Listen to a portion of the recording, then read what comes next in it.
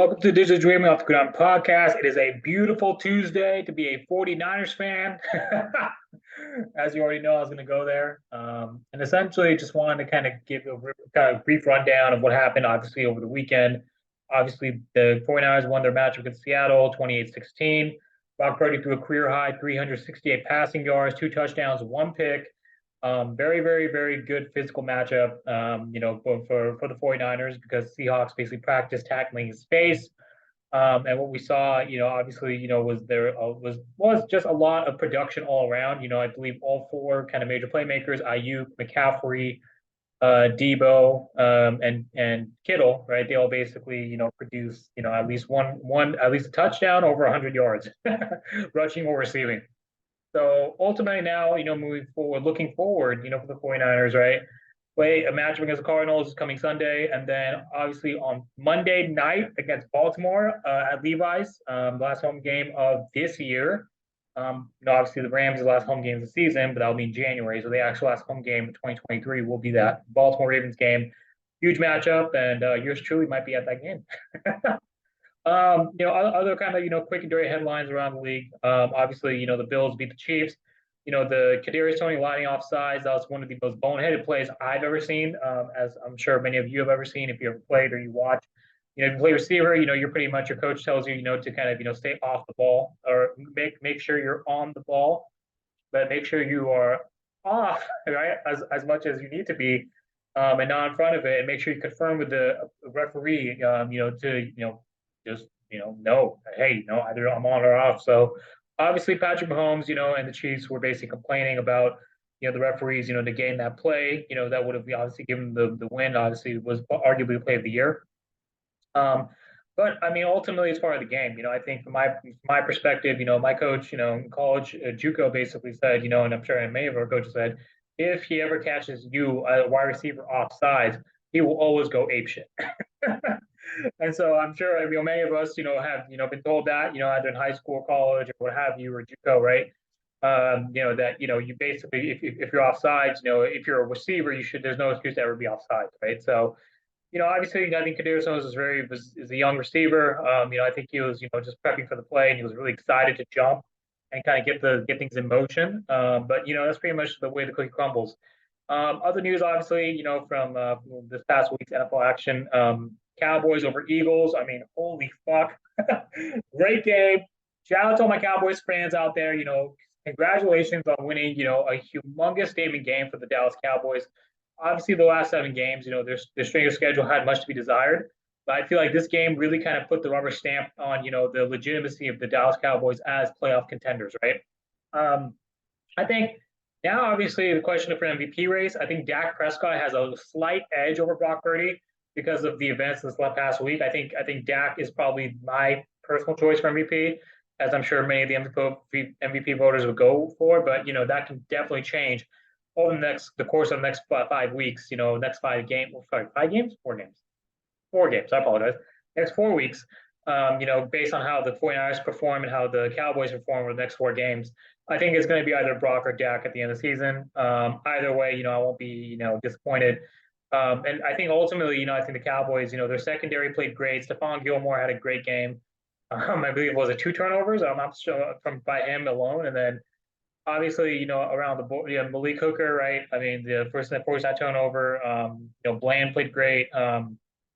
So I mean, and obviously that front four was able to get pressure on Jalen Hurts, make him uncomfortable, force him, and obviously what Richard Sherman said, I believe today was it on Undisputed, was that Dan Quinn basically implemented the zero blitz package, right?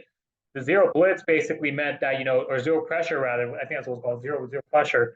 That was kind of the 49er strategy when we were there basically gearing up to go play Philadelphia as well.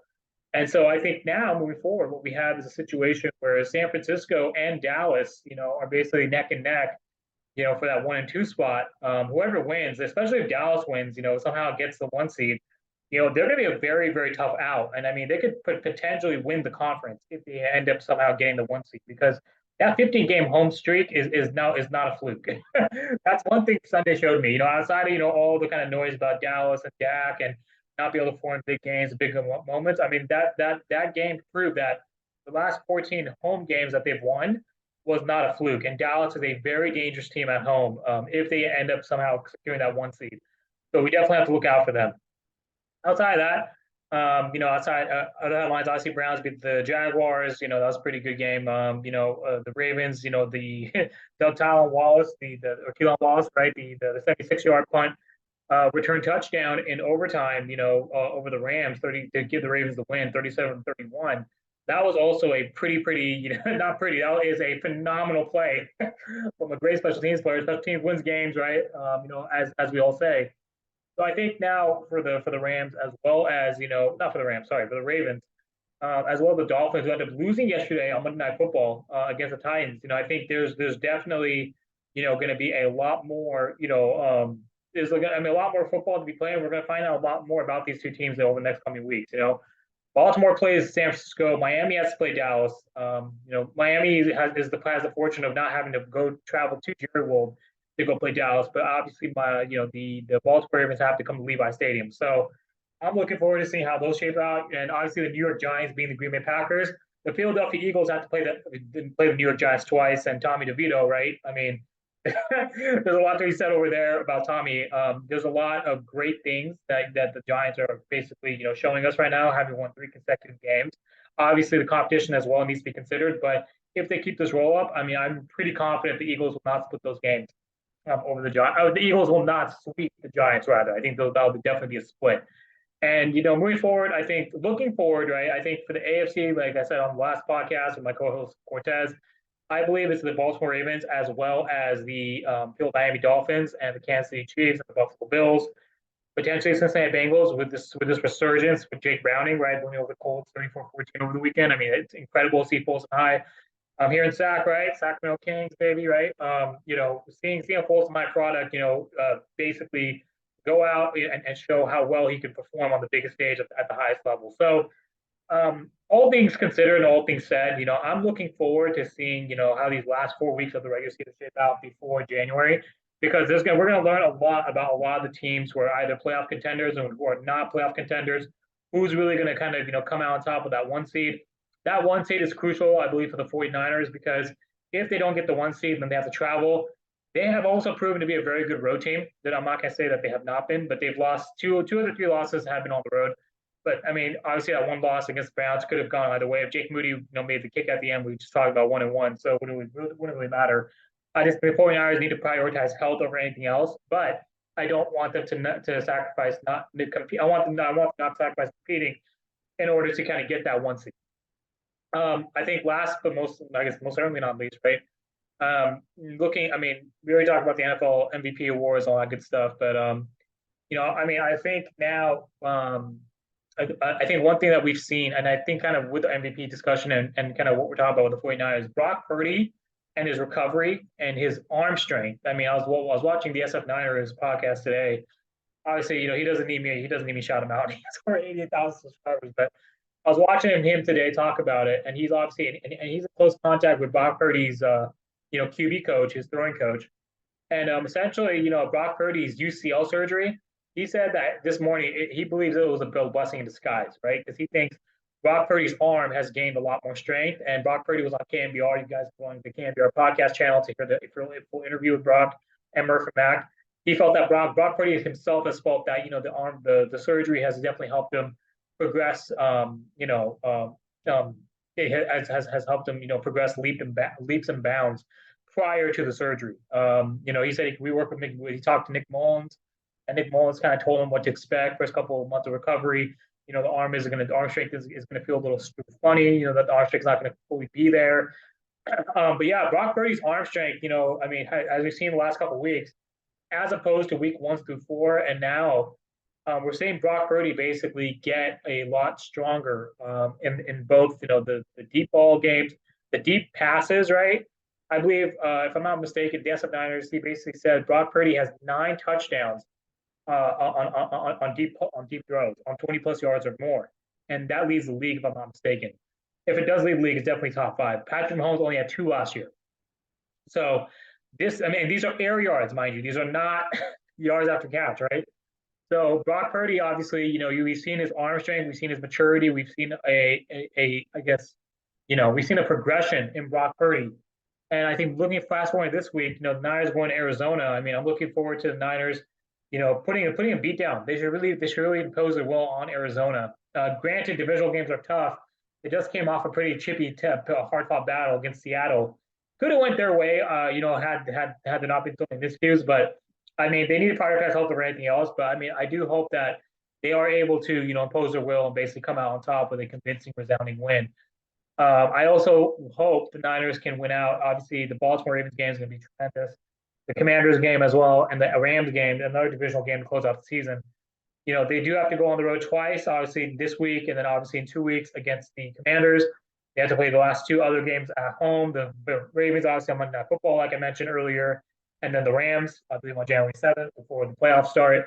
Niners are now obviously the first team to clinch a playoff start, so congratulations, right? It's the Niners and Kyle Shanahan for most likely winning the division this week, all things considered, or granted all things go as we expect them to, as well as, being able to make the playoffs 3 years straight. Harbaugh basically did that, but I believe Kyle Shanahan has a little bit. Kyle Shanahan, if he's able to do this, he'll obviously surpass Harbaugh in terms of total playoff seasons. Obviously, he's had more seasons, to coach. Making the Super Bowl in his third year, making NFC Championship games last 2 years. And I mean, I think this is hopefully third time's a charm, right? He can, get over that proverbial hump, both for not just winning the NFC, but winning the Super Bowl. And yeah, it's going to be exciting to see how how it plays out. So, anyways, hope you guys, enjoyed this little short episode. Yeah, we're gonna see, how we're gonna learn a lot over the last 4 weeks.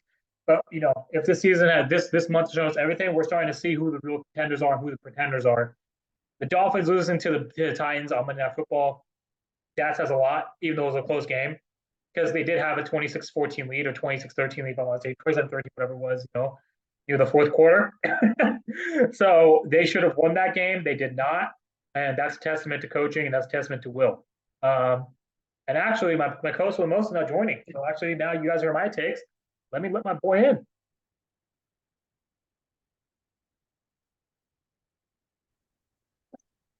And we are back. I am joined by my co-host of the most, Cortez Branch Jr., number 24. Cortez, how are you doing today, brother? We're doing good. We're doing good. Yes, sir. Okay, y'all heard me just run through NFL headlines, talk about my takes over the weekend. Now we're going to talk about it with the actual guys who, not just myself, but my co-host who was also playing. We're going to run through our picks that we made over the weekend. I'm going to talk about how we did. Let's start from the top. We started off with the Dallas Cowboys, Philadelphia Eagles. We both picked the Eagles to lose 24-21, the Cowboys to win, and it was a fucking blowout demolition if I've ever seen one. I mean, we're gonna go back, and I'm gonna say, I haven't rewatched our episode because, like I said, we just did this episode. We just did this episode on Saturday, I want to say, so I haven't been able to rewatch it. But I will say, I remember one thing that we both talked about: physicality is important in football. Is not just finesse, it's not just talent. Physicality is important, and let's face the facts here: Dallas came out and beat the brakes off of Philadelphia. Everybody knows that I'm not the biggest Dallas Cowboys fan, but hey, Dallas went out there and beat the brakes off Philadelphia. And like I said, just like you said, just like I said, Philly came in there and Dallas at home. Dallas had previously won 14 straight games at home. And the fact that they were rolling and they kept rolling, they rolled right over Philadelphia. It wasn't even close. 100%. And I was just going to say to that point, we were both wrong, not wrong, but we were just Dallas. And what I just said right before you joined, that was a statement game. If there ever was a statement, that was the statement game of the Cowboy season. And so far, if not of the season, the NFC outside the Niners, up to this point, because what we saw Dallas do to Philadelphia, what we saw the Niners do to Philadelphia, mainly for the Cowboys because their resume wasn't as strong as the Niners in terms of playing teams over 500. That game that we saw day before yesterday on Sunday proved to us and the world that the Cowboys are a legitimate Super Bowl contender. And one more thing, which I touched upon right before you joined, if the Cowboys get home field somehow, they're able to get the 1 seed, even though they do have a tougher stretch than Philadelphia and San Francisco, in my opinion. They are going to be a very dangerous team. I'm telling you, man, January. It's not going to be close. Oh, yeah. Oh, my God. And I mean, I'm saying that as a Niners fan. even though the Niners have dominated the Cowboys in the postseason, I would still hesitate to just say, yeah, this team is going to basically run roughshod of the Cowboys. I think the Niners are still, because I mean, when I listened to our podcast last what we did on Saturday before we for the game start on Sunday, um, I recall you saying that like you said, talent and physicality, right? And you're right. The more physical team won. You thought the Eagles were a more talented team, and now what we saw this past week, the Eagles are not the most talented team. I don't think they're not more talented than the Cowboys. They definitely are more talented than the Niners, and they're definitely not as physical, to your point, as either one of these teams. And I think it's going to come down to Dallas, San Francisco, like we talked about last time. It's going to be a '90s kind of revival. I'm looking forward to it. Yeah, I'm looking forward to the good old school rivalry of the 49ers and the Cowboys, because if you watch the pregame, they were showing all those videos. 49ers, Cowboys, what we grew up watching. Yep. And I gotta say, like, yeah, the Eagles are a great team. The Eagles are a great team. I just feel like they got outplayed in Dallas, and I think that home field advantage is going to play a major part in what happens in the playoffs. And if Dallas wrestled away home field advantage from Philadelphia, it's probably going to be a long postseason for Philadelphia, or a very short one, depending on how the seeding goes. If we got an NFC Championship game versus Dallas and San Francisco, I can't be mad about that. But we look all over the league, and I'm saying there's a bunch of stuff that's possible in the league right now. Like, look at what's going on in this league, man. Look at this. You have a possibility of the absolute worst team in the North possibly taking the playoff spot. It's crazy. Literally, think about this for a second. Let's say that Joe Flacco looks like Joe Flacco from New York. Next Sunday. Not only do they lose to Chicago, who is rolling right now. Not only do they lose to Chicago, Chicago's next 3 games are against teams that are well under 500. They play Atlanta. That's almost guaranteed dub. I'm not talking crap. I'm just saying, like, look at the track record. And Justin Fields, second fastest guy to 5,000 passing yards. Second fastest guy to 2,000 rushing yards in NFL history. He has one of the highest QBRs right now. He hasn't made a ton of mistakes in the last few weeks since his return. And I got to say, even those early games in the beginning of the season, if the Bears had a better head coach, then the Bears could easily be 9-3, 9-4. Easy. Right now. But I mean, the Fields injury played a part. He was out for 4 weeks? Yeah. The Fields injury played a part. And then, but mind you, me being a Chicagoan, I get to watch this up close and personal every week. Right. And I'm gonna tell you right now, I don't think Matt Eberflus is a good head coach for the Chicago Bears. Maybe he was good somewhere, but not in Chicago. He just doesn't fit what we're trying to do and what the players can do. And so you see when he gave up play calling duties that the Bears got better. That's not a coincidence.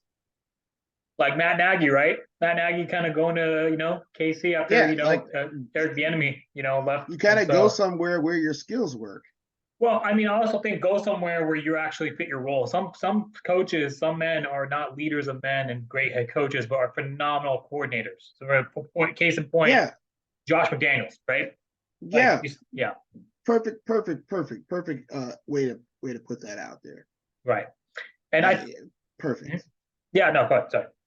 No, I was just agreeing. Perfect. Like, I couldn't have said it any other better way. Josh McDaniels was a perfect example of that. And I think kind of I'm going to just push back a little bit because I don't know if Justin Fields is still there just yet. Now I know he's not. I'm going to tell you that right now. He's not there yet. Right. He's not there yet, and that's why it's so scary. Yeah, it's scary because he's not there yet. And for example, there was a pass that he threw to DJ Moore towards the end of the game last week, and it was phenomenal. Mm-hmm. And I'm like, that's all you got to do. Stop holding the football. Like Devin yells at the screen all day long. So do I at Justin Fields. Stop holding the football. Yeah. If he stopped holding the football, he'd have half as many interceptions. He'd probably have half as many sacks. Yeah. Because there's no way telling me that both Darnell Mooney and DJ Moore are both covered. Yeah. Not against half the teams they played. And it goes to show by their complete and total rout of Detroit in 3 weeks. Like, they've completely made people look at Detroit as a bad team. And Detroit's not a bad team. Yeah, absolutely. I mean, and to your point, Detroit losing to Green Bay on Thanksgiving night, losing to the Bears, yes, on Sunday. Right. And I mean, I'm not saying that the Lions are pretenders, so to speak, but when you have to go up against the heavyweights we listed, the starting from the bottom to top, from Philadelphia, then Dallas, and then San Francisco, in that order, Detroit is clearly the fourth best team out of those teams. And that means if they have to go on the road or go, having to go play in the divisional or the conference championship, because they're going to have to see one of those teams, at least in the divisional, right? If they're somehow fortunate to even make it past the wild card round. And I think that, to me, kind of tells you, because teams with inexperience, I think one thing we cannot overlook, yes, you need to be physical, and yes, you need to scheme well, and yes, you need to have style and, have, all the kind of, everything that you need. But you need to just have, grit, and being battle tested and having that experience. I think that bodes well for San Francisco. It bodes well for Dallas. It bodes well even for Philadelphia, because last year was kind of their first taste of, having a deep playoff run, Yeah. Now, Brock Purdy as well. And, that's what I want to get into. We're going to touch about Niners in a bit. But Brock Purdy, one thing because you and I were talking about the MVP debate, and I think Dak has kind of just taken it. Right before you joined, I was talking about the MVP discussion. I think Dak has slightly taken an edge over Brock. And I'm a Niners, but mind you, anyone listening to this, you can hate me, you can crucify me, I don't care. I'm just saying, right now, with the win that Dak was able to pull out on Sunday over Philly, and the fact the Cowboys are now basically going to play, their toughest stretch, of the season. If Dak is somehow able to come out on top and somehow get the 1 seed, if not the 2 seed, he is my personal choice for MVP, because of the fact that he has been playing lights out. Now, if Brock Purdy is somehow able to do the same thing, and if Dak Prescott somehow falls here, maybe 1 or 2 games, if Brock Purdy, and that's why that Baltimore game is so critical for this MVP discussion, if Brock Purdy is able to win against Lamar Jackson on Christmas Day, and I might be at that game, but if Brock Purdy is somehow able to beat Lamar Jackson on Christmas Day, the MVP discussion is. I'm gonna say, aside from these ridiculous sportscasters that are not us, yep, Brock Purdy is the truth. Right. Brock Purdy is the truth. He's having an MVP caliber season. I think that he has better players on this team than him, but you can't ask for a quarterback to do that much when you have Christian McCaffrey, when you have Deebo Samuel, when you have Brandon Ayuk, when you have George Kittle and a bunch of other people. And I think that Kittle's having a down year. And yeah, he's playing great, but I think he's having a down year compared to what he's capable of. That's not an offensive thing to say. I think they have too many weapons, which is never a bad thing when you're trying to make a Super Bowl. Yeah, and I think to that point, because I think the last time you said, he's playing better than last year, but to your point, it is still a down year based on how well he's played in the past.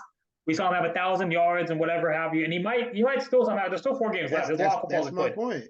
That's my point. Absolutely. You can even say Deebo's having a down year because he's not playing running back as much anymore. Right. But they got Christian McCaffrey, so why would you need him to do it? If I'm playing, and this is like what I always talk about, you've been privileged to come to some of the games that I've played in, and what you got to see was a team full of all-star caliber players. Yep. College level athletes, D1 athletes, some former pros, some former pros. And what you got to see was guys have the attitude of, we're all here, we're all good, and we're all gonna make this win. And we end up winning by like 40 points. The thing is, if you got that on your team, that much talent, yeah, my numbers might be down, but us winning is gonna be way up. And that's what's going on in San Francisco. Their winning percentage is rising.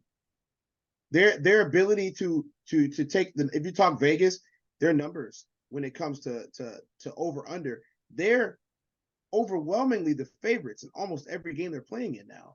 Yeah. And that's the way that you want to have it if you want to see a team make a Super Bowl run. You don't want them to be iffy. You don't want them to get beat by the Tennessee Titans on Monday Night Football.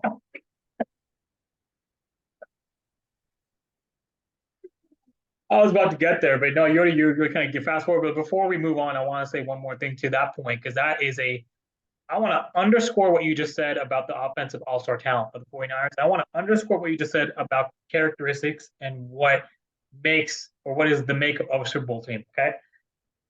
Deebo Samuel, Christian McCaffrey, Brandon Ayuk, and George Kittle on Sunday. I said this right before you joined. All those players either individually had 100 yards, rushing or receiving, or a touchdown. I think Brock Purdy scored. They all scored this last weekend. And Brock Purdy had 368 passing yards, a career high. 368. That's right, folks. I'm not making this up. Google it. 368 passing yards. So while I said Dak Prescott is my personal choice for MVP, I will not be shocked if the MVP vote swing hit the clock. The MVP discussion is like this right now. It's literally just like a seesaw, you know? And the way I look at it is I look at it by strength of schedule, and I look at it by what you produce and what you've been able to bring to the table. And I would not be angry or sad if Brock did not win MVP, but I also would absolutely not be shocked if he somehow comes out on top of the MVP race. The 49ers being a Super Bowl team, to your other point, you know, I played, you played, you've been on good teams, you've been on bad teams, right? Yeah. The 49ers have been exactly that. They've been a bad team, you know, during Kyle Shanahan's tenure. And what I talked about right before you joined, they have been a phenomenally good team 4 out of the last 8, or I guess 7 years that since Kyle Shanahan's taken over. This is one of those years. And actually not 4. 1, 2, 3, yeah, 4. 4 out of the last 7 years. 3 years they did not make the postseason. This is going to help Kyle Shanahan usurp Jim Harbaugh for playoff appearances in between tenures. And I think I want to say this team, with the experience that they have and the fact that they went to Philadelphia and basically made that statement, the fact that they played Baltimore and have a chance to do it again, and if they're able to do it, that to me will be the true test and the true kind of defining moment for the 49ers this season. And that will kind of prove to me that they are a Super Bowl team, and I will not be iffy about them, because in the past there was a lot of question marks, ifs and buts.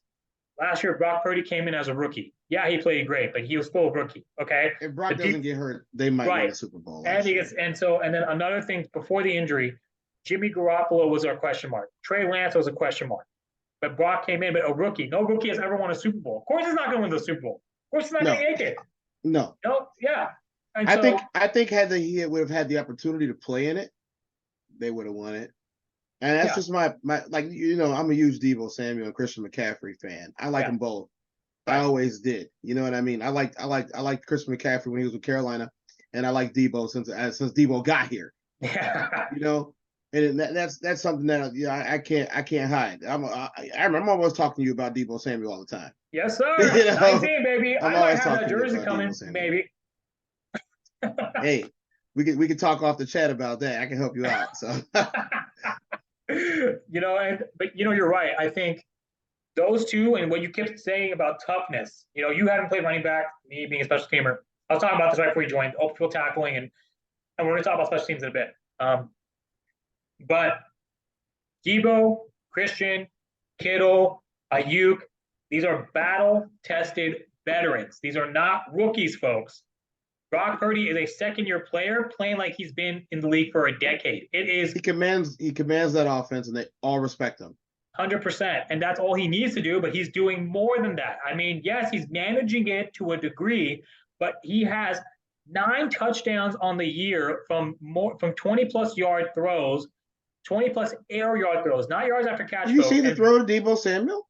Yes, and he's not throwing slants and checkdowns. I don't know why people keep thinking that. They can keep saying that, and you know, maybe part of it's true, but the fact of the matter is the stats say Brock Purdy is having a statistically better season than Patrick Mahomes did last year, because Brock Purdy had 9 deep touchdown throws, and Patrick Mahomes only had 2 last season. Ask me who I'm going to take this year, right now in the present. ask me who I'm going to take between these three guys: Josh Allen, Pat Mahomes, Brock Purdy. Who are you going to take? I'm going to take Purdy. Right. He's made the least amount of mistakes. Josh Allen is just Jameis Winston in a red, white, and blue jersey. I'm sorry. You have just as many touchdowns as you do interceptions. Oh my God. And don't get me wrong. You know I love Jameis Winston too. Yeah. Big Jameis Winston fan. I really am. You know, having been, a Buccaneer myself, big Jameis Winston fan. I liked Florida State too. Not that they're my favorite team. I liked Florida State. You remember that year? I thought they were going to win it all, man. Yeah. I thought they were going to win it all. I'm like, man, Jameis is going to take them to the national championship game. If you put me back in then, I'd say the same thing back then because I think they were statistically a better team. Yeah. I'm going to tell you though, out of those three guys, I'm taking Brock Purdy. He's making the least amount of mistakes. He's taking the most amount of risk when it comes to actual risk in a game. I'm not talking about the guy that just goes out there and slings passes. I'm talking about the guy that sees Deebo Samuel running a post. I'm going to throw that ball. The same thing. Brock Purdy and Justin Fields made an identical pass and play, and they both resulted in 50-plus yard touchdowns. That play, when you have a guy that can get out there, get off the jam, that's special. If a quarterback can see that a guy can get off the jam, dude, you've seen our videos. Devin does the same thing. He's got time to get off the jam. When you have physical running backs like both Chicago Bears and San Francisco does, which I feel like that's probably the weakest area in Philly. And I think that's one of the reasons why Jalen Hurts was getting beat up on as much, is because I don't feel like their running backs were as physical as they could have been. Oh, and one more thing about that. The Dallas Cowboys, 0 pressures, like I said earlier, 0 pressures. But Michael Parsons was eating Lane Johnson for breakfast, lunch, and dinner all night. I mean, that was not even anything. I mean, he went, I saw one arm going through his shoulder pads, the other arm grabbing Jalen by his shoulder pads, and then just ripping the dude down to the. He literally grabbed him and pulled him down. Yeah. And everyone, even the announcers said, "Oh, the running back just whiffed on that." Mm-hmm. He didn't whiff. He got out the way, bro. They got manhandled by Dallas. Yep. And you said Micah Parsons last podcast is if not the premier edge rusher in the league, and hey, he proved it Sunday night. He is one, if not dude's one of the premier. Yeah. Dude's a monster. Yeah.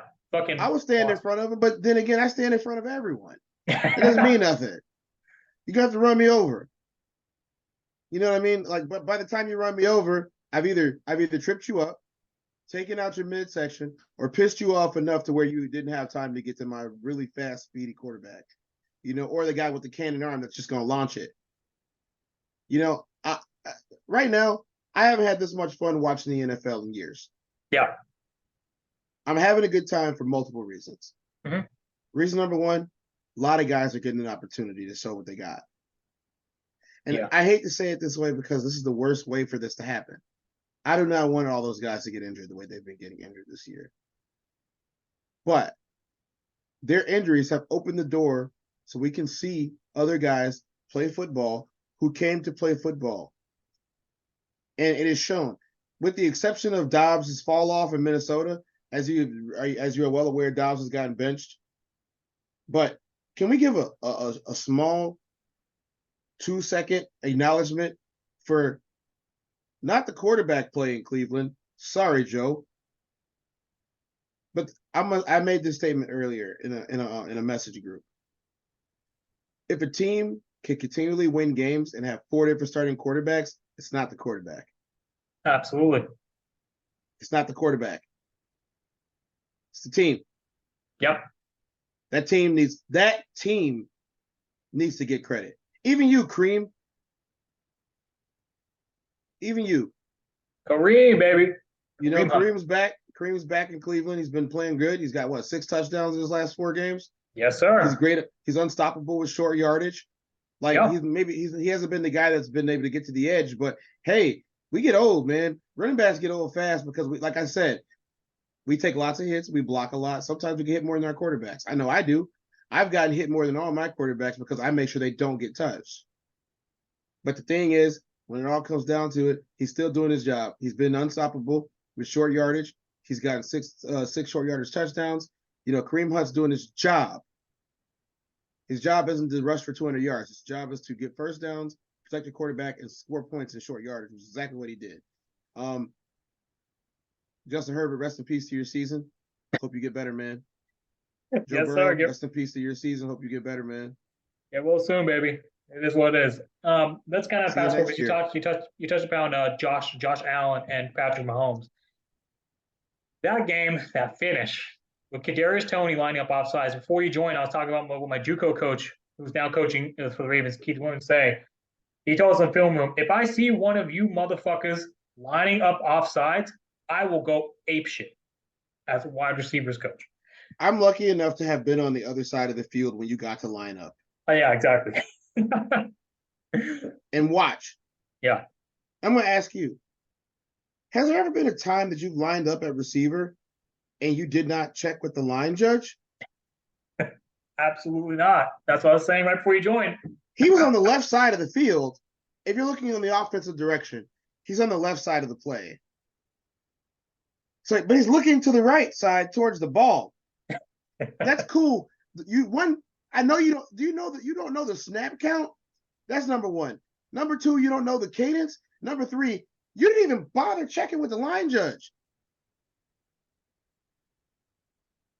Now, me being a running back, I don't line up at receiver that often, but there are schemes where I do line up at receiver. There's been plenty of schemes where I've lined up in the slot. I've lined up close to the tight, like a double tight on this one side. Yep. And there's been times where I've gone out wide to give the team a different look.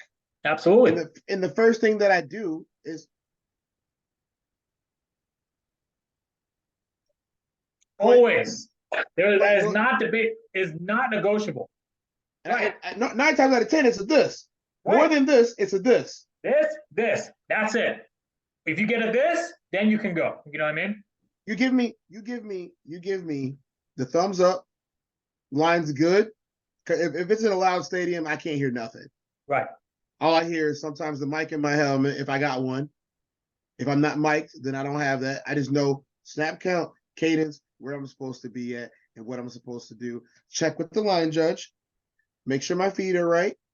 Look at the guy in front of me. Check the rest of the scheme out. Okay, I can beat this guy. Or, hey, I'm not beating him. I'm blocking down. Which I think he wasn't running a route on the play. Nope. I'm pretty sure he was in there to block down. Yeah. So there's that.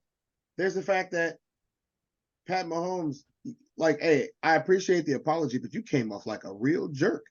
Bro. I mean, what the fuck, bro? Came off just like a crying little baby. I mean, it's bad composure for the team because the team looks up to you as the leader when you're the quarterback and you're the best player on the team. I mean, when they see you acting like that, then, I mean, of course you have passion for the game and everything, and we appreciate that. But like you said, coming off like that's a bad look, bro. I mean, that's all I can say. I understand. Look, there's been plenty of times where I haven't been the most sportsman-like person on the field. I'm sure we've all had those moments when we play. You know what I mean? It's just, but at the same time. But after the game is a different story. Absolutely, right. And he's in the NFL. Right. If you're in the NFL and you are all eyes on you as the quarterback, you're expected to go out there, exchange pleasantries, and then go. Even when you lose the Super Bowl, you're expected to go out there. Hey man, good game, peace. That's all you got to do. But the fact of the matter is, Josh is trying to congratulate him on having a good game, and he's looking at Josh. He goes, "Man, dude lines up off sides. They call it. That's BS." Well, the way that Josh Allen's looking at it is that's not my problem. I mean, that's exactly it. I mean, and Josh Allen said point blank, our job is to win games. He said, I feel for Pat because he's my friend, but our job is to win. I mean, and they found a way to win. Talk to me at the bar tonight. Yeah. Because, they're going to stay there that night. They're not jumping on the plane and leaving right away. They're not Minnesota. No. I made this joke earlier, but, Minnesota plays at 12, so Kirk can get home for night service. Oh man, I love that. Love you, Kirk. Kirk ain't so prime. Love you, Kirk. Kirko Chains, baby. Yeah. I love it. No, but I mean, your point is massive because if you think about it, like Patrick Mahomes had to apologize to Josh and how he acted. But him and Andy Reid, the head coach and the quarterback, are both complaining like little fucking babies. Andy Reid doubled down on it. Like you haven't Bro, won he doubled two down. Super Bowls. Did you hear the press conference? He's saying, "Oh, this is embarrassing for the league. It's embarrassing for you as a head coach not having your position coaches to communicate to your players what the fucking rules are of the game." And then if you look, and they went in and analyzed this, I'm not dumping on Tony, but dude, he was offsides 3 times. Bro, I was about to say 4 fucking times before that he was offsides the entire game. He didn't think call it. Bro, he was critical for the Super Bowl run last year, but I was just on Reddit just to read the Chiefs fans what they thought. Patrick Mahomes and Josh Allen get the most protection from the referees that I've seen from the entire league. Absolutely. And when the Chiefs as an organization and as a team, I mean, they're complaining about the call. What about James Bradbury in the Super Bowl? I mean, how about the fact that I'll give you some names: Lamar Jackson, Justin Fields, Justin Herbert, Joe Burrow, and Trevor Lawrence. All 5 of those quarterbacks get absolutely murdered after plays, and people aren't throwing flags. All 5 of those quarterbacks have egregious hits against them every game. Joe Burrow's out for the season. Trevor Lawrence is out for the season. Justin Fields was this close. If Justin Fields wasn't going to lose his job, then he would have been out for the season too, because he would have opted for surgery instead of going out there and playing with a bad ligament. Yeah. It's the same injury. The only difference with Herbert is he broke his. Yeah. So, I think, kind of to all these points that we're making, I think, the Chiefs, it's a bad look. I mean, it's just an overall bad look. It's a bad look for their organization, bad look for their fans. But I mean, the fans who understood it, I mean, I just saw a lot of them, just being rational, just saying, I'm just going to quote him. He said, when he saw about Tony, he said, the dipshit is literally 1.5 yards in front of the ball. Like, you cannot, like, you see the nose of the ball, then you see the back of that ball. You want to be, at least, like 1.5 I mean, and we all make mistakes, but that's why you said that's why you have to check with the ref, and the referee, because if the referee is going to give you a warning, then that's going to be the precedent for every game. You're offsides, then you said, "Oh, the referee, you didn't warn me." Like, no, dude, like you're a professional. This is your job. If people in college do it, people in semi-pro do it, people in arena do it, you need to do it because you're getting paid millions of dollars a year to play this game. And you need to be the example. You need to be the model for everyone who wants to, either aspiring players or people who are playing at other levels. They look up to you. And I mean, for role models and just all that, it's just a bad look for KC. It's a bad look for Patrick Mahomes, bad look for Andy Reid. And this team is not scary like it was last year. This team is nowhere near the level of offensive potency as they were last year. This team is not even close to getting to, in my opinion, an AFC Championship game. We're going to see Patrick Mahomes most likely play his first road playoff game. They may come away with the division, but Denver is surging. There's Miami, there's Baltimore, and now even like Cleveland's coming up. You have Jacksonville in the mix. I believe any one of those teams can take KC to the wire. Jacksonville has taken them to the wire twice. We saw them in the postseason do it last year. We saw them this year, and I think KC will eventually be knocked out. I believe we will have a new Super Bowl champion this year. So that's all I'm going to say. There's too much dysfunction going on in Kansas City. Yeah, because there's too much dysfunction. Way too much. They're 8-5. Okay. You know what's funny? They're 8-5. Yeah. They're 8-5. That's not bad. It's not great. Phenomenal. Yeah, that's great. It's good enough to win the division. I mean, are they better than the Eagles? No. No. Are they better than the Dallas Cowboys? No.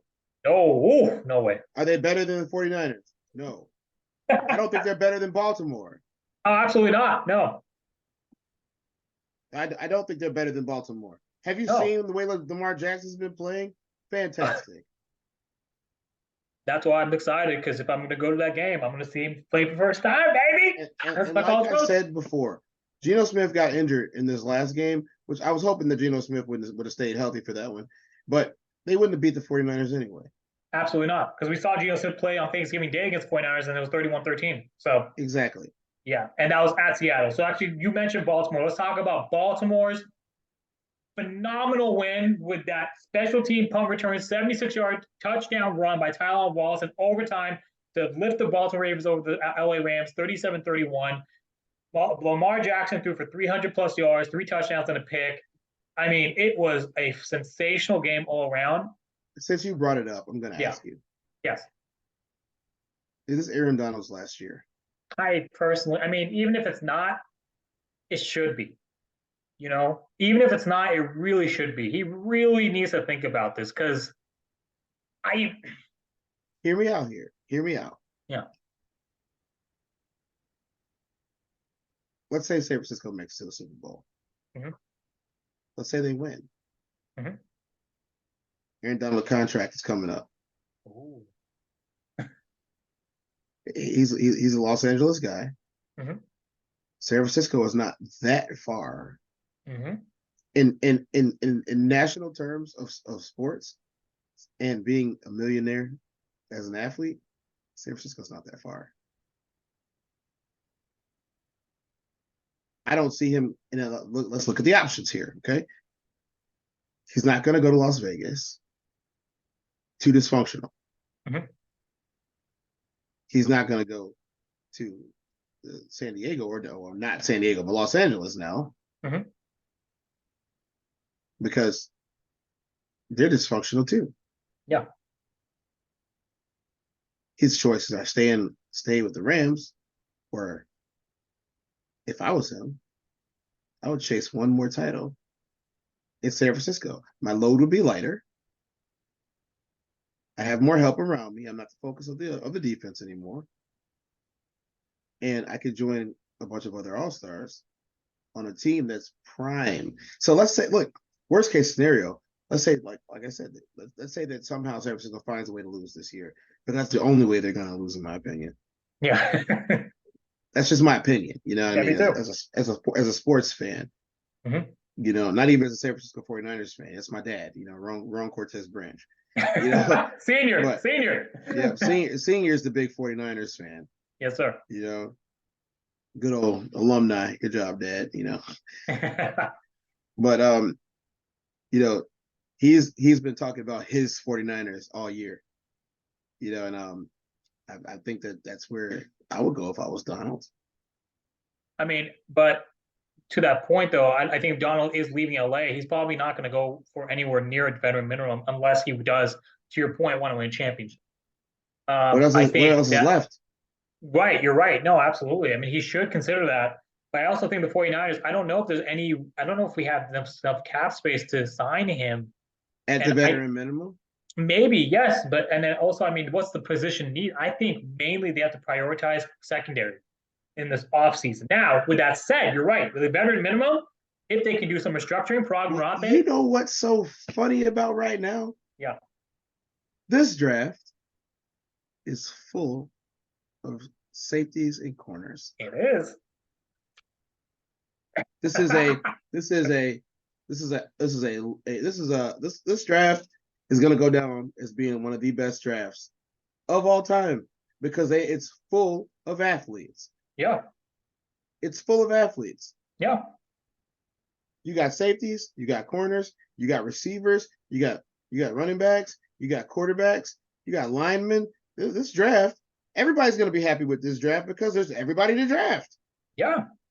Look, this is the most 4-year players that I've seen. Mm-hmm. 5-year players, 6-year players. I don't think I've seen this in a long time in the NFL. 100%. No, this is going to be a great draft. I mean, there's a lot of great athletes coming out, and like you said, it's rich. It's rich in talent from all positions. So, yeah, I agree with you. And I think kind of, to wrap up kind of last week's NFL action, like you said, the Miami Dolphins losing the Tennessee Titans. I think it kind of shows. Before you joined, I was saying that I mean that kind of exposes Miami. I think Baltimore kind of solidifies Baltimore, in my opinion, as a favorite in the AFC right now. Things can change over the last 4 weeks. We'll find out more about these teams. I think ultimately also the Green Bay Packers playing the New York Giants. The Giants beating the Packers and winning 3 consecutive straight games. Philadelphia has to play them twice. I don't think Philly's going to sweep with the Giants. I think the Philadelphia Eagles are going to struggle. There's going to be a very good chance that the Cowboys, like you said earlier, come out on top with the NFC East. Now, I don't know if they're going to come out on top with the first seed because I think the 49ers, if they play focus and, like you said, the 49ers don't stop themselves, the 49ers should be able to get that one seed, right? But but I think kind of with all that said, it's going to be a very tight race to the finish these last 4 weeks, and I am super fucking stoked. Like you said, you have been excited to watch football in a long time. Me too. I've not been able to. I mean, I always love watching it. I mean, we've been doing these shows now since last season, and let's talk about this version of the show. Yeah. We've been doing these shows now since last season. Yeah. And one of the things that I've been happy about is like I can turn on almost any game and watch it and enjoy it. Mm-hmm. And most of the time in the NFL, you can't do that. Yeah. Like I get so mad, especially earlier this season. Thursday night games are terrible. I think you have me on record talking about how bad the Thursday night games have been. Yeah. But these last couple of weeks, man, just good football. Yeah. I mean, there's a couple of mistakes that were made, but it's football. There's going to be mistakes that are made every game. Yeah. But I'm enjoying it. Yeah, last 2 weeks are great. Cowboys, Seahawks, and then the Patriots, Steelers, went down the wire, both matchups. Yeah. So the NFC North is up for grabs. Yeah, There's going to be a shootout. Both. Yeah. Both. They're both up for grabs. Yeah. There are, as a matter of fact, the NFC North and the AFC North are almost identical when it comes to what's at stake here. Cincinnati is in 4th place in the AFC North. What does that tell you? Crazy. They don't even know the tiebreaker. And they're playing better than they did with Joe Burrow as a starter. They're playing better with Jake Browning, a Folsom High product. I talked about right before you joined. Sacramento's very own, I'm here in Sac, very own Jake Browning is proving that a backup kid from Sacramento, the University of Washington Huskies all-time passing yards leader, Jake Browning, has the Bengals in playoff position right now and the wild card hunt. They're in the wild card race right now. Yeah, I'm telling you right now, man, even if the Bears don't win the division, they still have a shot at the wild card. Even if Cincinnati doesn't win the division, they have a shot at the wild card. The Cowboys took over for the Eagles. The Eagles are going to need to do something because we'll see what happens towards these next 3 weeks are very important. I think the Bears are mathematically eliminated just by tiebreakers, but it is what it is. So, they swept Detroit. Yeah, they swept Detroit, which is still great for confidence building for next season. But I think they beat Minnesota. They beat Minnesota and they swept Detroit. But I think ultimately they're still kind of not. They need to win out and beat Green Bay.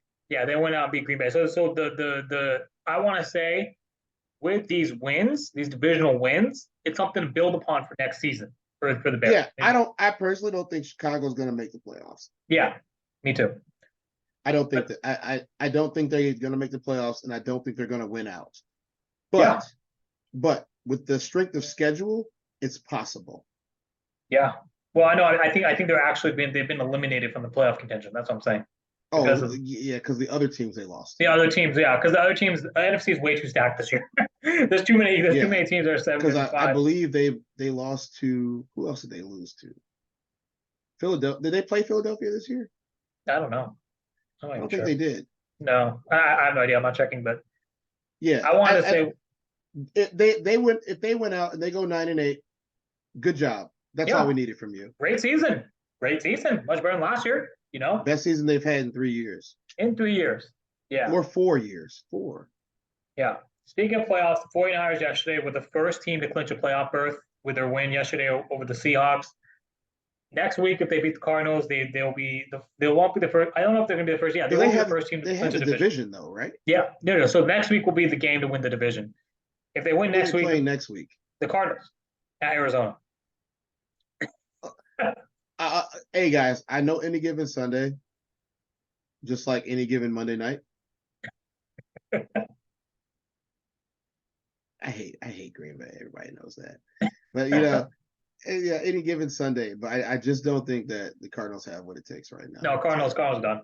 I think the 49ers are going to clinch the NFC West next week. And what I said before you joined, they need to impose their will on the Cardinals. Yes, they need to There's prioritize. too many weapons. Yeah, way too many. And I think, like you saw how they played last night, they beat them, I think 35-16, pretty sizable win. I think now, I mean, the Cardinals, they beat the Steelers, but they haven't done too much outside of that. So I think now the 49ers, like you said, they don't have a QB.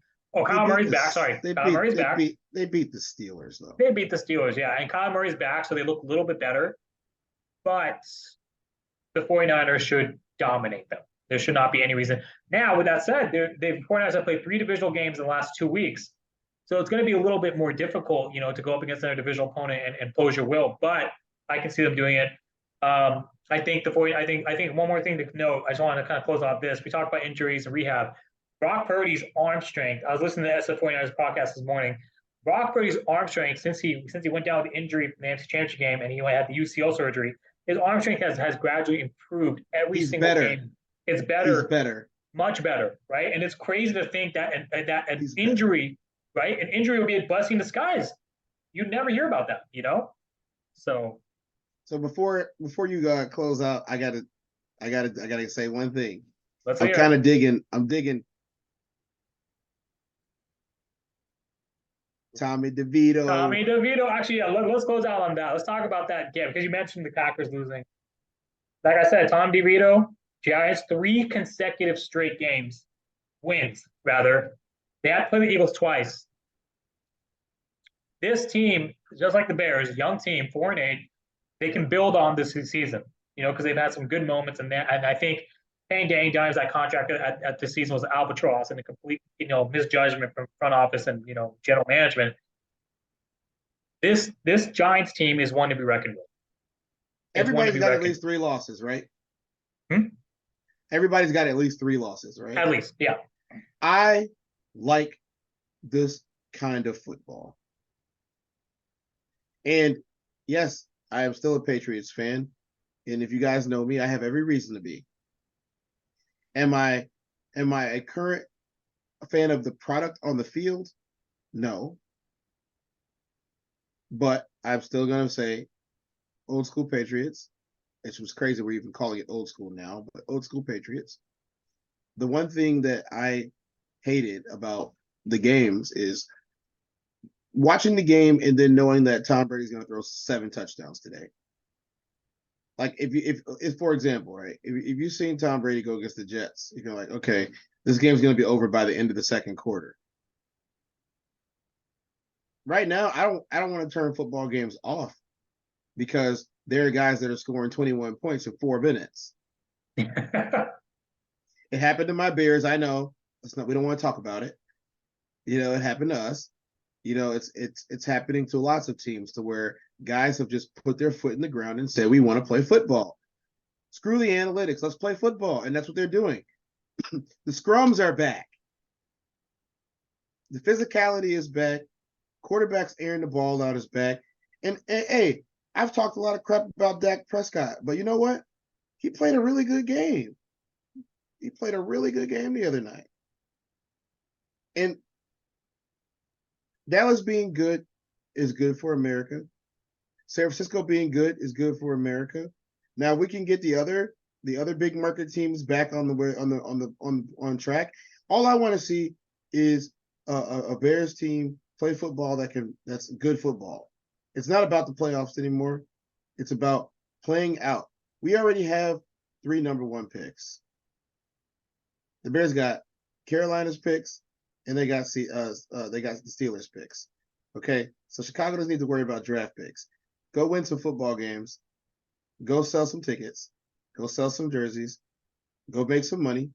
Possibly get a new stadium, which wouldn't be the worst thing that ever happened to you. and use the big market to actually attract people to come and play for the team. I think that's been a huge problem in Chicago, is not being able to attract the free agents. And Justin Herbert's going to get better. He's gonna heal up. I keep calling San Diego, but Los Angeles, the Chargers need to go ahead and put some pieces to protect that man. And I think that a sleeper is going to be Trevor Lawrence and Jacksonville. I think Jacksonville's up for a resurgence. So, yeah, even though this year is not even over and we got, 5 weeks before the season ends, I'm really happy about this year's football. And no one's going to complain about it. Not me. Thank you for that closing note. For everyone, thank you for tuning in, and we will be back very soon. Thank you all for tuning in. You can find us on Spotify, YouTube, podcasters, as well as Google Podcasts, wherever you get your podcasts. And be sure to spread the word. Follow us at DDOG Podcast on Instagram. Thank you all for tuning in. God bless.